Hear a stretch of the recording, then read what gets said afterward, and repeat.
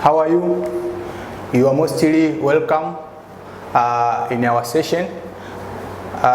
Before we start with something which I prepared to you on today, let us remind you some issues which you have discussed on the last period, on the last session. On the last period, we have started on the subject which known as literature in English. And I do remember we have discussed about the first issue which you have discussed on the previous period. We looked the meaning of literature. And in the meaning of literature, we do agree that there is no one or single definition of literature which has been accepted by several or most of scholars. So due to that, make to have several or many definitions of literature. So I decided to select only 4 definitions of literature, and also I told you that these are part of them, so you may observe in different materials so as to get those definitions or other definitions which have not appeared according to our discussion as we discussed on the last period. Also, thereafter we discussed the key terms or basic terms which found in the definition of literature. And here there are several words. When you can look or when you can observe in each definition of literature, you will meet with several words which has been repeated in more than one. So due to that, make us to see or to discuss those words which can be appeared or which has been appeared in more than one in each definition of literature.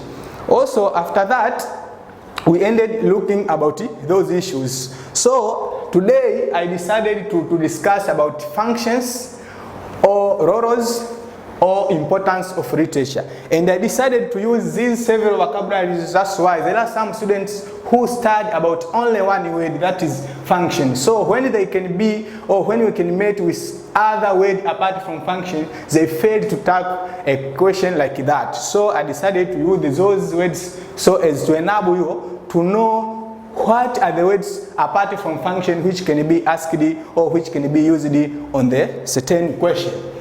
So, functions or roles or importance of literature. So, when you speak about literature, it has its roles to play in the society.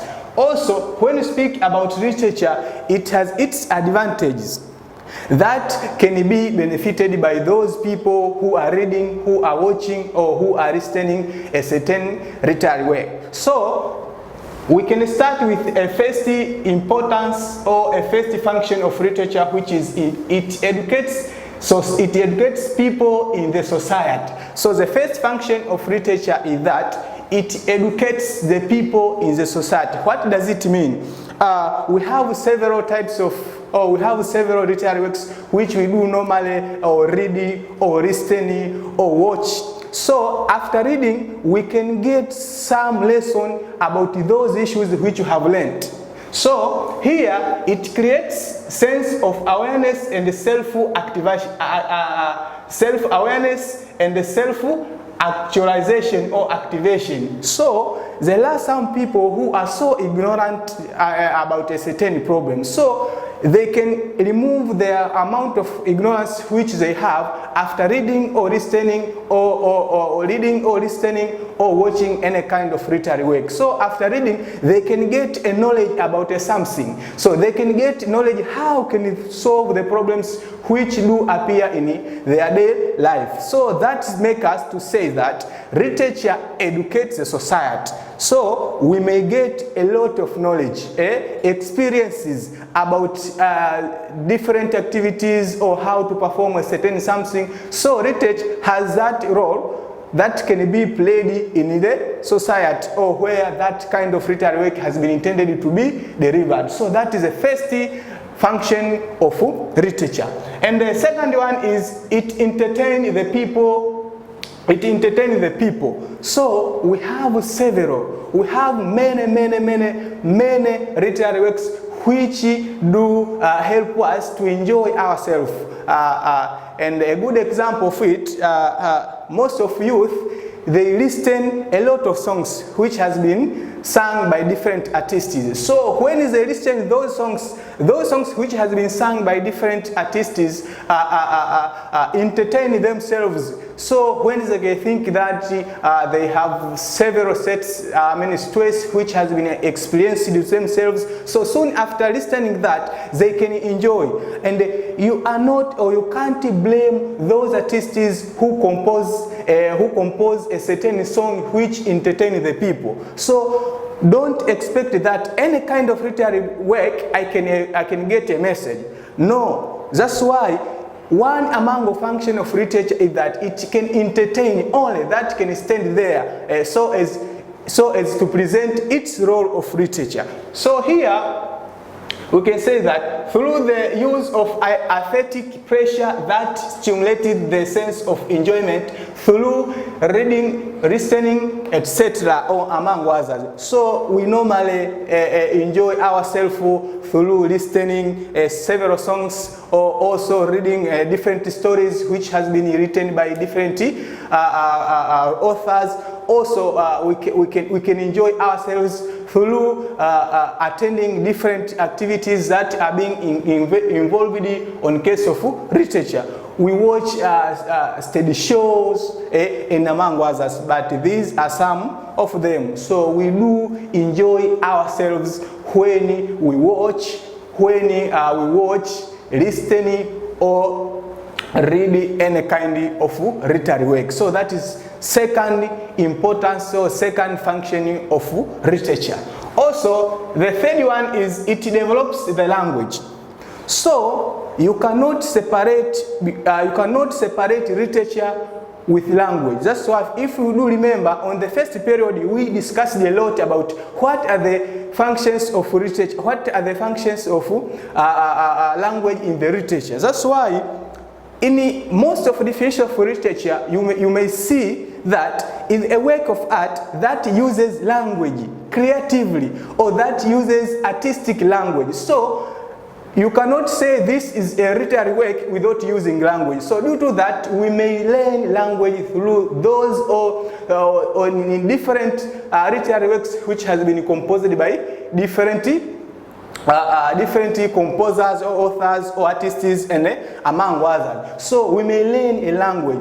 And a good example of it, when you are reading any kind of book like a novel or a play or a short story, when you are reading on that book, you will meet with vocabularies which you are not familiar. So when you can cite those vocabularies, you may use dictionaries so as to get its meaning. So after that, you can gain vocabularies that concern on that language. So due to that, make us to say that we cannot, or we learn language through a lot of literary works. And a good example of it, or a vivid example of that, we have several songs in our country which has been composed by different artists. So you may see a lot of youth use some words which has been used at a certain song.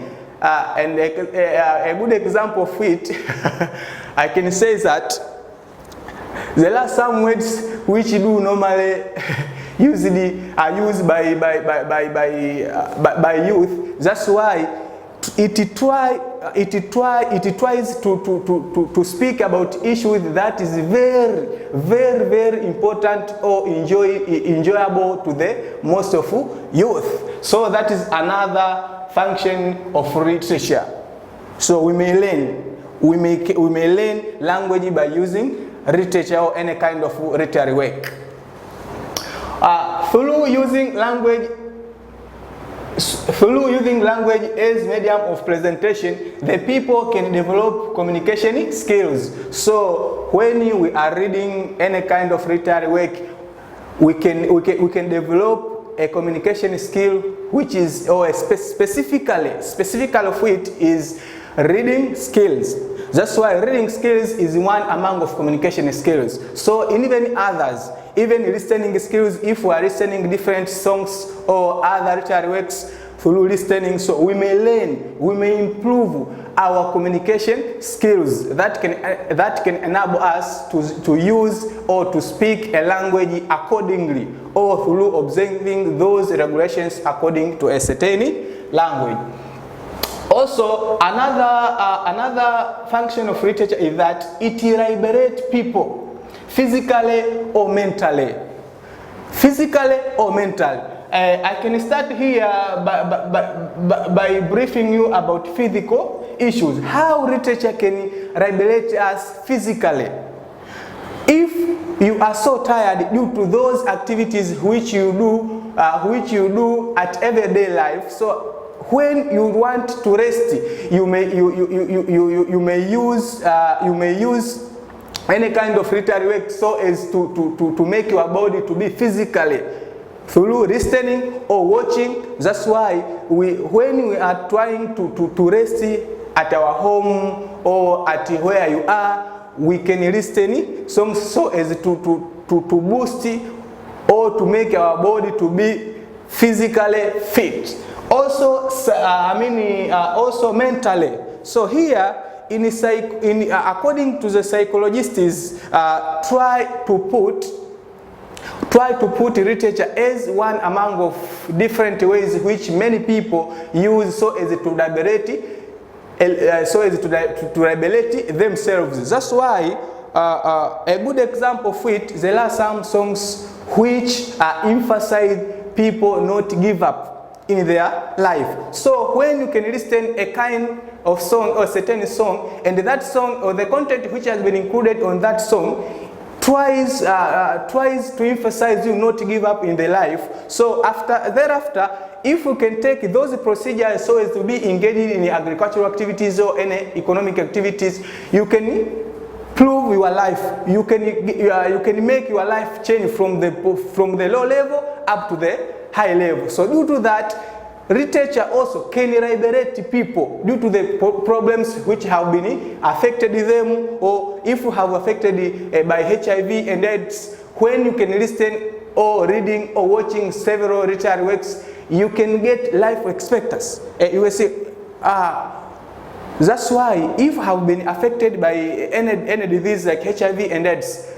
there are a lot of possibilities that can enable me to continue to live. That's why that expectancy which you may get, it can come from directly to any kind of literary work. So that makes us to say that literature liberates people in the society. Also, it criticizes people in the society. Another function of literature is that it criticizes people in the society. Here, a main issue which you have to take into consideration is that any kind of literary work, or most of literary works, try to make people or to criticize according to their behaviors, according to their manners, according to each and everything which do not accepted at a given society.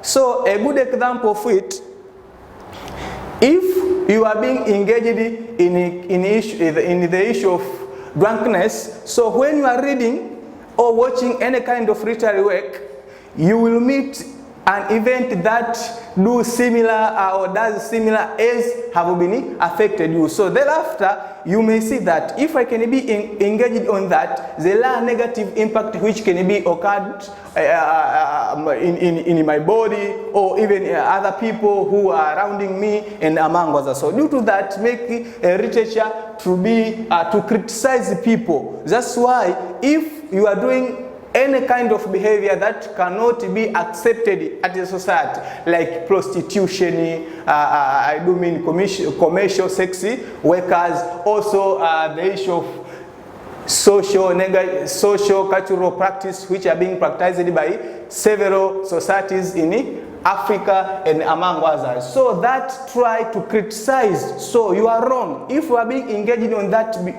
behavior, you are wrong. You have to do this and this. So it is just like guidance that is trying to be given to you. So due to that, it try to criticize about what you are doing or what you are observing in your life. So that make us to say that literature criticizes people in the society. If you are a reader, and you are trying to lend or to receive corruption, we say that you are not allowed to be engaged on such behavior. So that is make us to say that literature criticizes people. Also, another function of literature is that it expresses people's culture. One among element of the culture is language. So every literary work should use language. So if has been using a certain language, that makes us to say that is a culture of a certain society. If any kind of literary work has been using Kiswahili, we do know that this belongs to the people who live at the Swahili community. So literature tries to give us or to tell us about how people do engage according to their norms, according to their values, according to their each and everything which they do in their activities. So, on this point, e.g. norms, values, beliefs, language, and abandon negative ones. So here, literature try to include or to touch in every aspect of life, economically, socially, and politically. So, and I can take here as an example those issues which are being included on social activities, social issues like blood price, female genital mutilation, or women circumcision, the issue of forced marriage, and among others. So these are issues which are being consigned, and if we are reading or watching any kind of literary work and has been intended to be delivered in the African societies, should it talk about that issues? Should it concentrate? Should it focus on that issues? That's why there are several African societies who are being engaged on such issues as I mentioned. Also, it influences towards changes. Also, literature tries to influence people all people who are so tired or who have given up so as or due to different situation which has been occurring to them. Literature has its role to play so as to influence people, so as to make people aware about their rights, to know what are supposed to be done by them. So on this point, people may be influenced to act or do things in good ways. So when you are watching different movies, when we are watching different movies, there are several characters who are being picked on that literary work. So there are characters who try to be distributed good behaviors. So if we are audience on that literary work, or if we are watchers on that literary work, we may learn. We expect to do as a certain character did. So due to that, it can help us to influence, to add the changes in our lifestyle, in our life, or in our daily life. So that's another function of literature. Also, literature, it unites people. We do normally in our societies, there are several issues which occur, like political instability. People are trying to be, government tries to betray its people, and among others. So literature also has its role so as to unite these people, so as to stand as a one thing. And a good example of it, when we were fighting for our independence in Tanganyika, literature has its role which has been played so as to unite, so as to make awareness about what are the advantages, what are the benefits which can be got soon after people trying to show or to go against colonialists. So due to that, literature can unite the people and stand as a one thing in any struggle. So that is another function or roles of literature in our society. And the last one is literature also creates employment opportunities. And a good example of it, there are several artists who have been employed themselves, and due to that, when they tried to expand their labels, also there are other uses who have been employed on that issues. So due to this, literature also can be used to create several employment opportunities. Also, there are some people who are being engaged on writing of several literary works. So they use that opportunity as a place of creating their employment.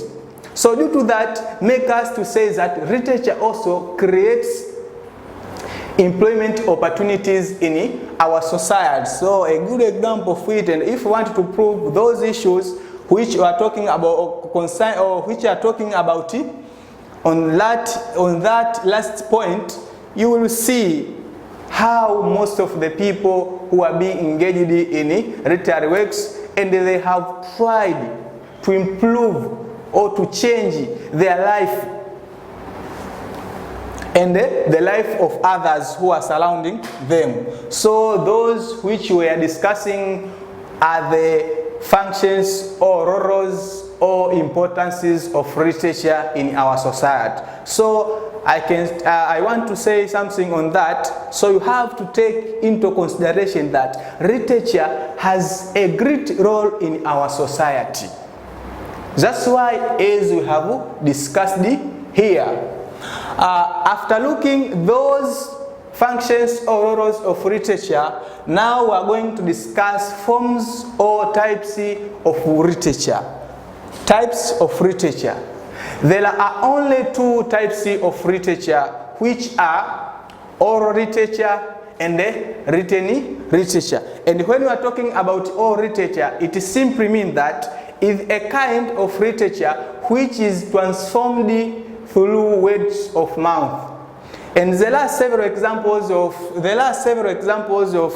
oral literature, and some of them are sayings, proverbs, folktale, and among others. And I think those types of oral literature on the next period, I think you'll discuss one after another. But these are some examples which I tried to select so as to give you or to enable you to know what does it mean, or what are the several types of written, oral literature. So oral literature should be transformed through words of mouth. If I'm trying to give you a certain story which talks about a certain event which has been occurred during such time, and I use the words of mouth, that is one among of oral literature.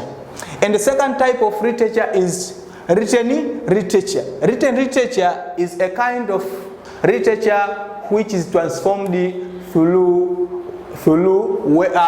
in written form. So when you speak about written literature, is a kind of literature which is transformed through in written form. So we must read it, and there is a certain story or a poem or any story which has been written. If has been written on the paper, and people do read on that issue, we say that is written literature. That's why it has been written on the certain paper or book or among other materials which can be used to write it.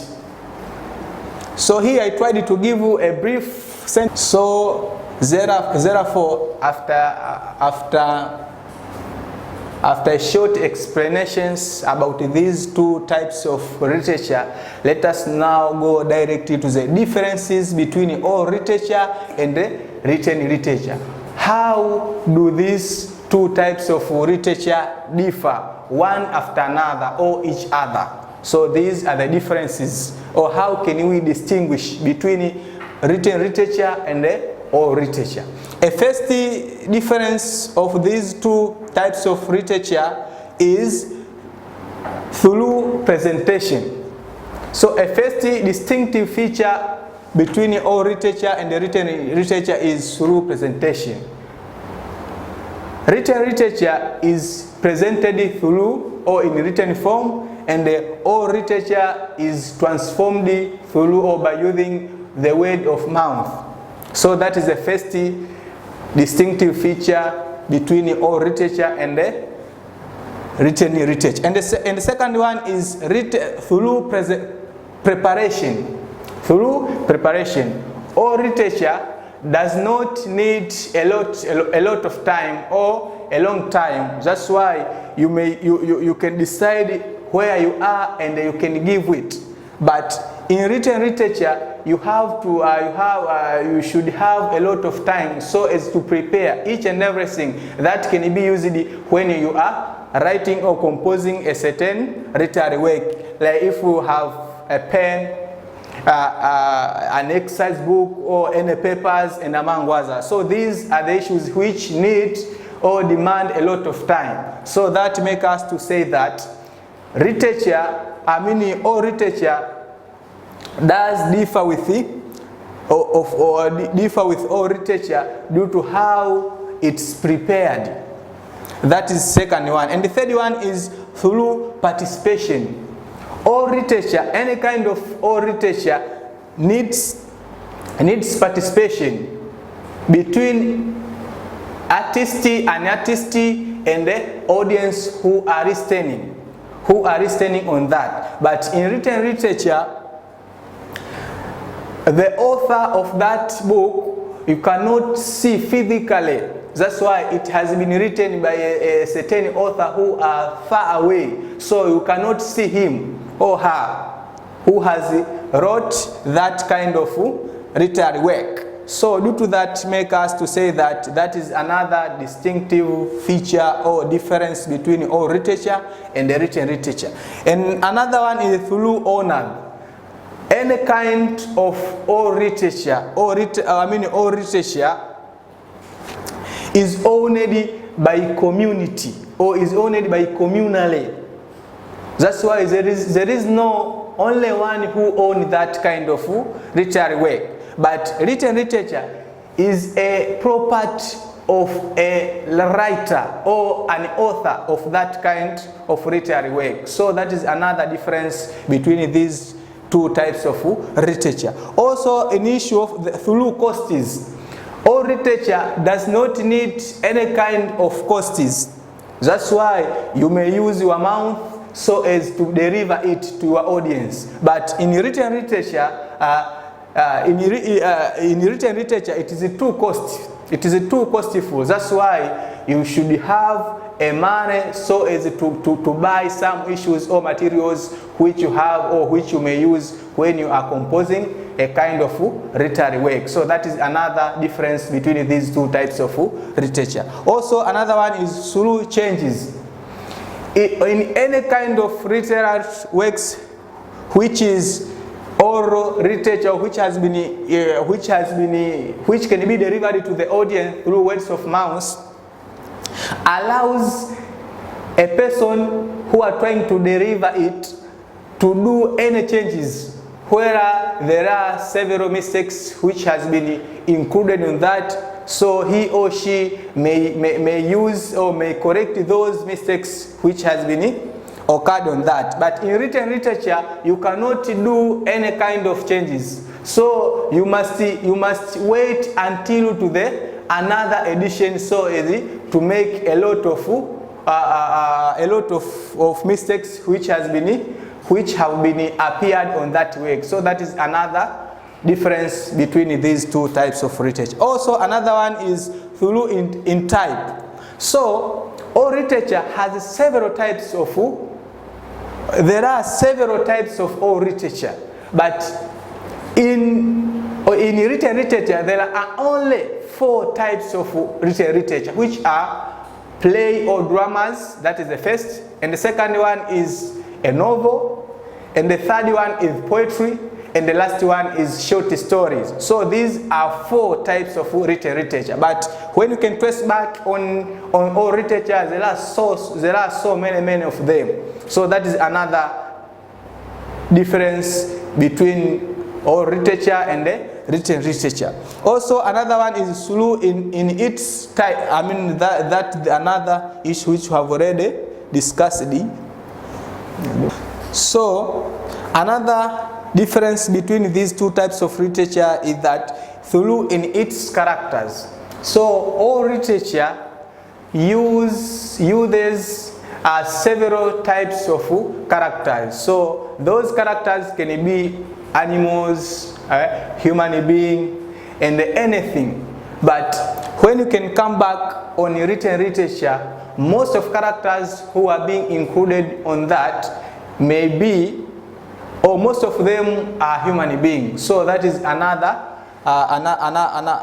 difference between these two types of literature. That's why in all literature there are a lot of characters, like the names of animals, and I think you have listened any kind of all literature which uses a lot of characters who are animals or trees, big trees, stonies. So these can be used as the characters in the literary work.